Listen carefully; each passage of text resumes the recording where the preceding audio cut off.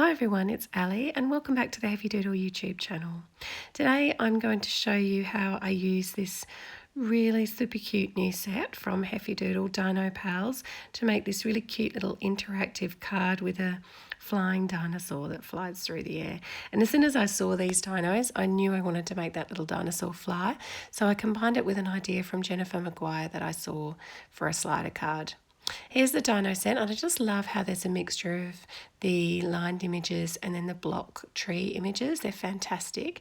And this is the new circle set from Heffydoodle, the Stitched Circles, with 11 dies, which is totally amazing.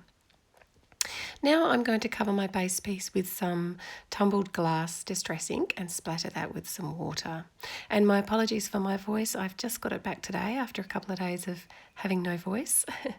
And I'm going to attach my little acetate piece now for my dinosaur to fly on.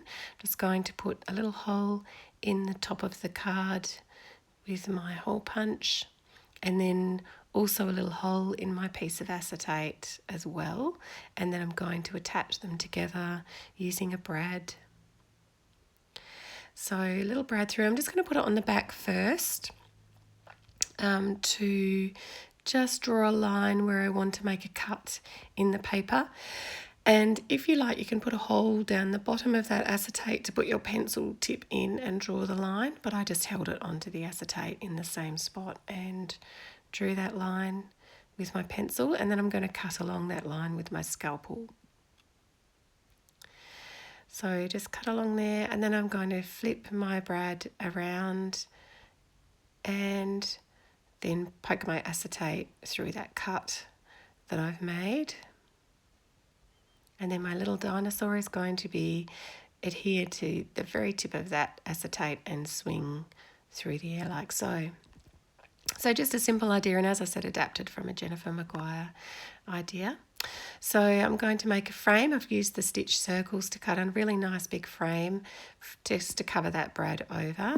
And also I've made a piece of craft card as well for the ground. I've attached all of my dinosaurs and trees on, just using some 3D foam to pop up that top frame piece, then trimming off the excess. Love this stamp set. It's so much fun to colour, and the dinosaurs are just so sweet and cute.